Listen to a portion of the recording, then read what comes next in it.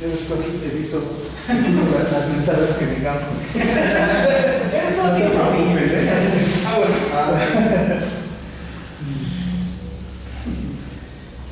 Bueno, pues muy buenos días. En verdad estoy muy contento de llegar al... Este es un cierre del ciclo. Yo creo que este es un cierre muy importante porque, bueno, hay como dos niveles del proyecto de filosofía moderna en el que estamos, y uno tiene que ver con las actividades consuetudinarias, ¿no? Las actividades del propio seminario, pero otras que tienen que ver con las actividades, digámoslo así, de pro bono, ¿no? Es decir, actividades que están de más, pero que no obstante son muy importantes, como por un lado fue la actividad de una jornada en donde colegas de la facultad y de otras universidades vinieron a hablar de su interpretación de Locke, pero esta particularmente no solo es importante, sino que es emotiva, porque, bueno, me voy a permitir explicar brevemente cuál es el grueso de los participantes de este foro. A este foro asisten los participantes del seminario de filosofía moderna, las bases de la modernidad, y hay dos tipos de alumno: los que todavía son alumnos propiamente y los que ya están trabajando sus tesis, los que son egresados o recién egresados. Y entonces es emotivo porque, bueno, vamos a escuchar a continuación un trabajo pulido sobre una interpretación específica de Locke, que cada uno de los estudiantes aquí presentes les llamó la atención desde hace algún tiempo. También fue algo por pedazo, pero bueno, si no les hubiera gustado, hubieran dicho que no, entonces lo hubiéramos cambiado. Pero bueno, de verdad estoy muy agradecido por todo el trabajo que hicieron a lo largo de este año, y justo con este cierre de ciclo estamos abriendo otro, ¿no? Estaremos abriendo otro, por lo cual también están invitados, por supuesto, a participar en el siguiente seminario, que será sobre Leibniz, ¿no? Bien, pues entonces vamos a dar inicio a este primer foro, Aproximaciones al problema de la modernidad en John Locke, dentro de las actividades del proyecto de filosofía moderna, las bases de la modernidad, con el apoyo del programa de humanidades y el programa de investigación, con el siguiente orden.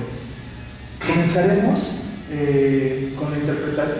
escuchando la interpretación que hará Moisés Martínez Ortiz, que es tesista, becario del proyecto, con la interpretación de Pierre Chappell acerca del poder en el ensayo de Locke.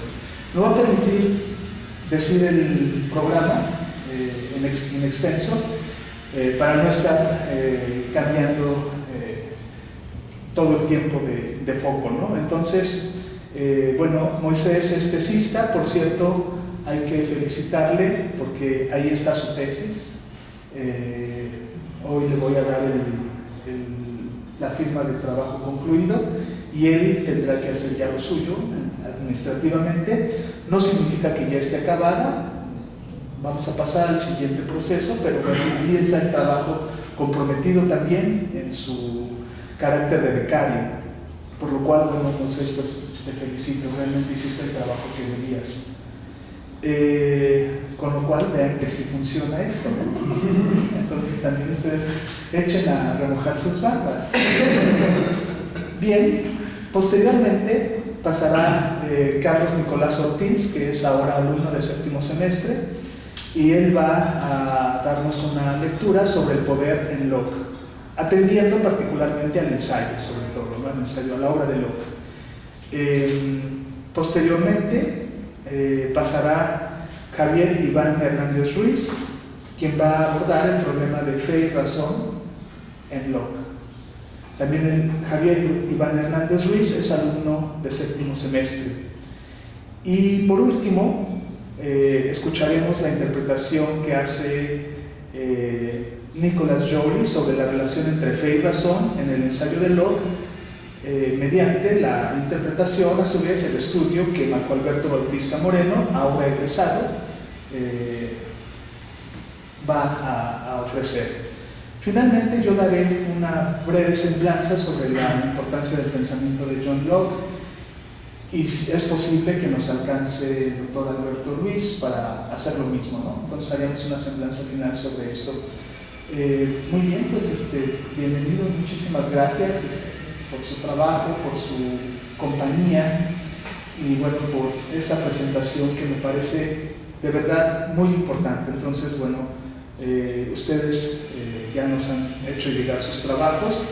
Vamos ahora a leer con ustedes lo que han escrito, lo que han redactado, y a continuación haremos quizás unas pequeñas críticas o algún comentario que tengamos que hacer, ¿de acuerdo? Pues muy bien, Moisés, adelante. Es tu turno. Bienvenido. Es este, ¿verdad? Gracias.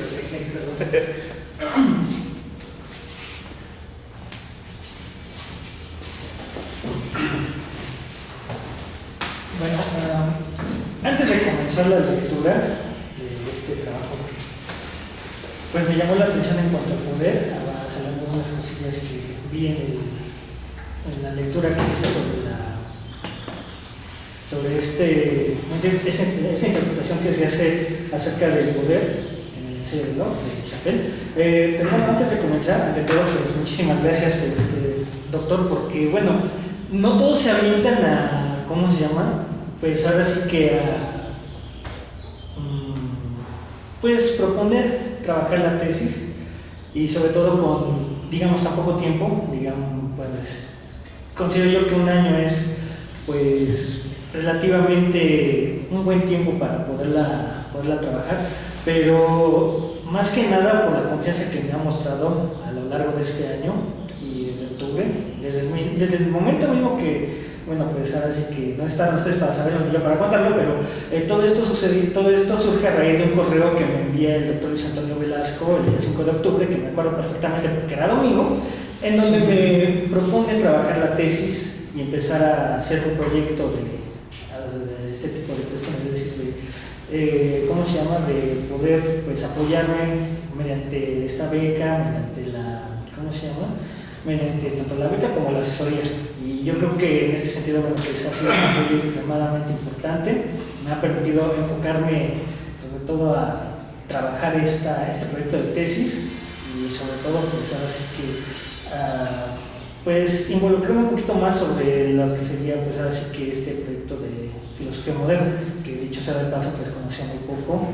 Y bueno, pues ante todo pues agradezco este tipo de cuestiones. Muchísimas gracias, doctor. La verdad es que pues mi agradecimiento pues va a ser eterno, porque como acabo de mencionar, no todos se avientan a proponer un trabajo, a trabajar una tesis, y sobre todo pues con amplias miras, digamos, tanto trabajar esto, y inclusive pues desde aquí hasta la maestría, que es el proyecto que sigue, ¿no? Pero pues valgan estas primeras palabras para pues externarle mi agradecimiento y la confianza sobre todo, y bueno, pues de aquí a lo que siga, ¿no? Y bueno, una vez que he hecho este pequeño paréntesis, comienzo con esta interpretación de Chappell acerca del poder en el ensayo de Locke, y comienzo. El tema sobre el cual hago la siguiente presentación me parece muy interesante, debido a que el concepto de poder en un autor como Locke remite a cuestiones de carácter no solo epistemológico, sino político, ya que el poder en Locke está centrado en la capacidad del hombre de expresar sus deseos, o dicho de otro modo, en hacer patente su voluntad. En este sentido, la interpretación que hace Chappell sobre el poder en el ensayo sobre el entendimiento humano me parece una forma muy acertada de abordar el problema del poder, ya que dicho concepto no es solo tomado en una dimensión única, sino que para llegar a tratar el problema de la libertad y de la voluntad, que son centrales en la propuesta de lo que han en cuanto al poder, Chappell primero nos muestra que el concepto poder está relacionado en un primer momento con ciertas facultades del entendimiento que tienen la capacidad de notar los cambios en el medio natural del hombre. Basten estas pequeñas líneas como introducción para pasar de inmediato al objeto central del presente trabajo, la interpretación de Chappell en cuanto al poder de Locke. En el artículo titulado Power in Locke State, Bert Chapelle muestra que el concepto de poder es una pieza fundamental en la propuesta filosófica lockeana. Esta afirmación se basa en el hecho de que el capítulo dedicado al poder es el más extenso al interior del ensayo. Es decir, Chapelle considera que el poder para Locke es de gran importancia, puesto que permite el acercamiento a las cuestiones relacionadas con la libertad y la voluntad, que en gran medida le dan forma al poder lockeano. Pero antes de llegar a estos puntos, Chapelle muestra que el poder no es un concepto monolítico, sino que tiene ciertas variantes dependiendo de cómo Locke utiliza este concepto. Según Chapelle, el poder en general está relacionado con la forma en que una sustancia tiene la capacidad de recibir una influencia del exterior, así como demostrar esta influencia en sí misma. Es decir, el poder tiene que ver con la forma en que un cuerpo es afectado por ciertas influencias exteriores, las cuales posibilitan cambios en el cuerpo. Asimismo, el poder del objeto que recibe los cambios radica en que pueda hacer visibles los cambios que ha recibido, con lo que altera su forma original. En otras palabras, el poder en un primer momento está relacionado con una nueva forma de concebir a la naturaleza, la cual no es una naturaleza monolítica, sino una naturaleza cambiante. Ahora bien, esta forma de pensar el poder de la naturaleza no es exclusivo de ella, sino que también se traslada al hombre. Chapelle nos dice que Locke postula que en el ser humano el poder en un primer momento está referido a la forma en la que la mente humana organiza las percepciones recibidas del exterior. Esto se debe a que la mente realiza movimientos dentro de sí misma, movimientos que son producto de la reflexión que hace la mente de sí misma. Con ello, la mente tiene la facultad de realizar cambios en cuanto a la manera en que aparecen las ideas dentro de ella. Esta definición del poder es la primera que usa Locke en este capítulo. Chapelle puntualiza que con todo esto, Locke considera que el poder en este primer momento es una idea simple más, la cual en apariencia no se distingue de las otras ideas simples que se encuentran en el entendimiento humano. No obstante, según nuestro comentarista, Locke distingue dos maneras en que se manifiesta el poder activo y poder pasivo. Como mencionamos al principio, el poder activo está relacionado con la capacidad de un objeto de ocasionar cambios en un cuerpo, el cual manifiesta el poder pasivo, que tiene que ver con la capacidad del cuerpo receptor de los cambios de aceptar estos últimos y al mismo tiempo de manifestar dichos cambios a la vista. La acepción del poder activo va a ser muy importante, puesto que gracias a ello Locke propone el concepto de voluntad, imprescindible al hablar del poder en el ámbito humano. Por otra parte, para que el poder pasivo y el poder activo sean visibles al hombre, estos deben efectuarse en cuerpos que tengan ciertas cualidades. Este último elemento es digno de mención, ya que gracias a estas cualidades la posibilidad de apreciar los cambios que generan tanto el poder pasivo y el poder activo en los objetos. Según Chapelle, Locke distingue dos tipos de cualidades primarias que son solidez, extensión, figura, número, emoción, y acerca de estas cualidades primarias Locke menciona que son espirituales o inmateriales. En cuanto a las cualidades secundarias, Locke menciona que estas son colores, sonidos, sabores, etc. Y menciona de ellas que estas últimas se encuentran de forma tangible en los objetos. Según la observación que hace Chapelle de estas dos cualidades, ninguna de ellas es suficiente para explicar los cambios en las cosas, cambios que se presentan de forma tangible y son visibles al ojo humano. Es necesario que exista una tercera cualidad que posibilite la manifestación tanto del poder pasivo como del poder activo. Esta tercera cualidad es el poder que ejercen algunos objetos sobre otros, a fin de que estos últimos sean capaces de reflejar los cambios que estos ejercen sobre ellos. Es decir, el poder que estos cuerpos ejercen sobre otros objetos da lugar a que dentro de la mente del ser humano hay movimientos tendientes a captar estos cambios.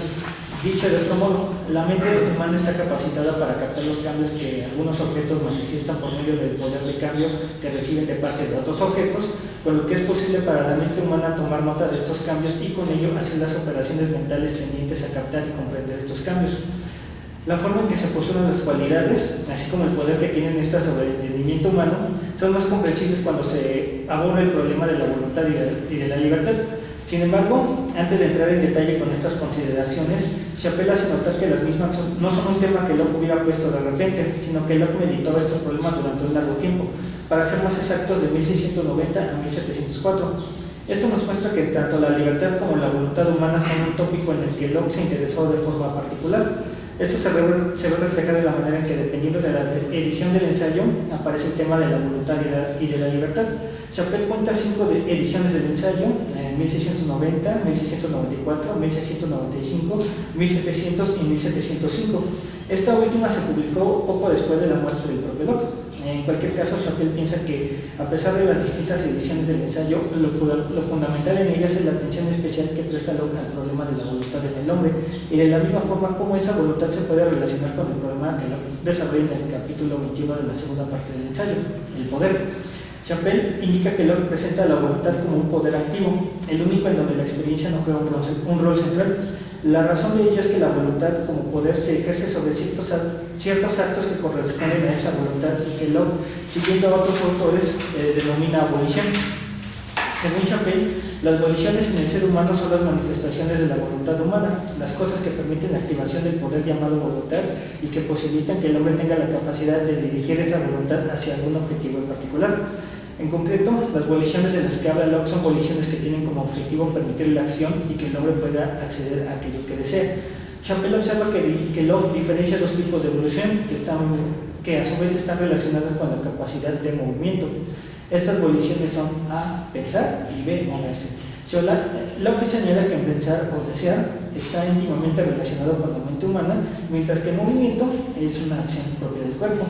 El proceso de las voliciones en el ser humano actúa de la siguiente forma. Cuando el ser humano realiza una acción acorde a su voluntad, la mente, al ver que se ha hecho patente esa acción voluntaria, experimenta un estado de satisfacción o de éxito.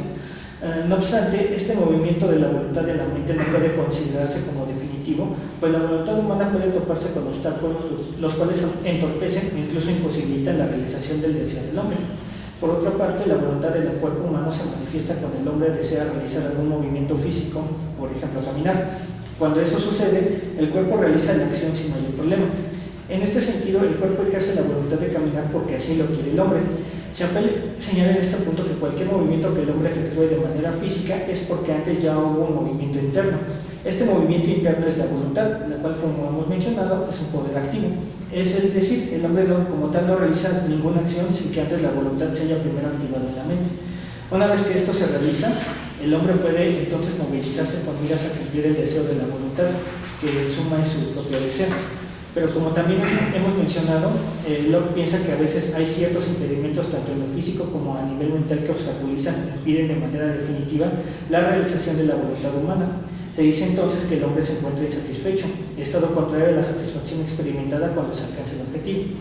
Ahora bien, en la definición de la voluntad lockeana, Chappell observa que el autor del ensayo utiliza ciertas palabras como sinónimos de la voluntad, elección y preferencia. Preferencia la usa muy frecuentemente en la primera oración, por encima de elección. Este uso de los términos anteriores trae consigo problemáticas. Por ejemplo, Chappell menciona que un hombre puede preferir en la mente un sabor de helado específico, vainilla y no chocolate, y de todas formas es posible que el sujeto en cuestión deje pasar mucho tiempo antes de ir a comprar un helado. La forma en que resuelve este dilema es si se postula que preferencia como término alude a un estado en donde esta preferencia no conduce a ninguna acción. El ejemplo anterior sirve bastante bien para ilustrar que un hombre puede tener una preferencia y no por ello se moverá para conseguirla, al menos no de inmediato. Este punto en específico lleva a Chappell a tratar el problema de la libertad. ¿Cómo se relaciona la libertad con la voluntad humana? Locke define la libertad como el poder del hombre de pensar o no pensar, de moverse o no moverse según la preferencia o dirección que tome su mente. Es decir, la preferencia de la mente humana en cierto grado le posibilita al hombre tomar una dirección a donde se dirige su voluntad. La libertad del hombre consiste en que éste puede tomar una elección en cuanto a pensar acerca de la preferencia que tiene la mente con respecto a la meta, objeto que desea y moverse para conseguirlo, o por el contrario puede no pensar en ese objeto, o bien, aunque puede pensar en el objetivo, puede decidir no moverse para conseguirlo. Chappell observa que la definición de libertad propuesta por Locke difiere de otros puntos de vista. Menciona en especial a Thomas Hobbes, que tiene un punto de vista un tanto distinto al lockeano. La libertad hobbesiana, según se desprende del Leviatán capítulo 21, consiste en que el hombre prácticamente puede moverse a su antojo porque no hay elementos restrictivos que limiten su accionar. Puede, por tanto, hacer lo que le venga en gana sin temor a ser limitado por alguien. En contraste, la libertad lockeana se distingue por hacer de la voluntad el motor principal de la libertad humana. Chappell señala que Locke propone que sin la manifestación de la voluntad, la libertad no es posible. El hombre, para ser libre, requiere tener voluntad propia, ya que de lo contrario sus acciones no serán libres, sino producto de la necesidad. Una necesidad no puede llamarse en estricta libertad, ya que es ocasionada por un acto en donde no hay una voluntad manifiesta, sino una inclinación a hacer posible esa necesidad. En este punto cabe señalar que Chappell menciona el uso de dos palabras en inglés, liberty y freedom, la cual Locke utiliza como sinónimo de libertad. Estrictamente hablando, ambas palabras pueden traducirse como libertad al español, dependiendo del contexto que se use a cada uno. No obstante, Chappell observa que a pesar del uso como sinónimo de freedom y liberty, estas dos palabras, al igual que en español, corresponden a diferentes usos. En específico, Chappell menciona el adjetivo free, el cual se usa más que nada cuando se habla de agentes, es decir, de sujetos capaces de realizar ciertas acciones voluntarias y por tanto libres. Lo contrario del uso del adjetivo free es necessary, que se encuentra relacionado con ciertas acciones que de alguna manera son obligatorias y por ello no son libres, tal como se menciona en línea hacia arriba. Esto da lugar a que en Locke la libertad sea entendida como producto de la acción de agentes con la capacidad de realizar esas acciones voluntarias. El ejemplo que usa Locke para ilustrar el punto anterior es del hombre encerrado en un cuarto que tiene la capacidad de poder salir de ahí y sin embargo elige quedarse en el cuarto. En ese sentido, la voluntad del sujeto es quedarse en el cuarto porque así lo decide. Se puede decir que el hombre del ejemplo lockeano usa poder de elección, por tal motivo es libre. Sin embargo, esta definición de libertad choca con enseñanzas previas como la predestinación, en donde el hombre ya está programado para cumplir con los designios divinos y por tanto no es posible hablar de una libertad humana. ¿Cuál sería la propuesta lockeana frente a estas doctrinas? En principio hay que mencionar que Locke en la interpretación de Chappell está de acuerdo con ciertas formas de postular la libertad humana. Una de estas formas es la que propone al hombre como un ser responsable de sus actos. Es decir, el hombre en tanto ser libre tiene la facultad de poder elegir aquello que considera le será benéfico. No obstante, las acciones que el ser humano emprende traen consigo ciertas consecuencias, las cuales el hombre no debe evadir. Por el contrario, el hombre como ser libre es moralmente responsable de los actos que lleve a cabo. Chappell nos dice que en este punto Locke está en perfecta consonancia con la tradición que le antecede. Por otro lado, Chappell menciona que en cuanto al determinismo, es complicado saber si esta doctrina podría tener algún punto de acuerdo con la propuesta lockeana acerca de la libertad. Lo anterior se desprende de la forma en que Locke maneja esta cuestión, pues en ciertos momentos parece que está de acuerdo en la existencia de un Dios que es autónomo y libre, con voluntad propia y capacidad para hacer patente esa voluntad. Pero al mismo tiempo Locke no está del todo de acuerdo que este Dios coarte la libertad del hombre por medio de una supuesta predestinación, pues ello limitaría las posibilidades del hombre de ejercer su libertad y con ello de hacer la patente la responsabilidad que eso lleva consigo. Nuestro comentarista piensa que Locke considera que se ha hecho un mal uso de los términos referentes a la libertad y que gracias a sus malos manejos de las palabras es que se ha tergiversado el significado de la libertad humana, trayendo consigo la confusión en cuanto al concepto de libertad humana.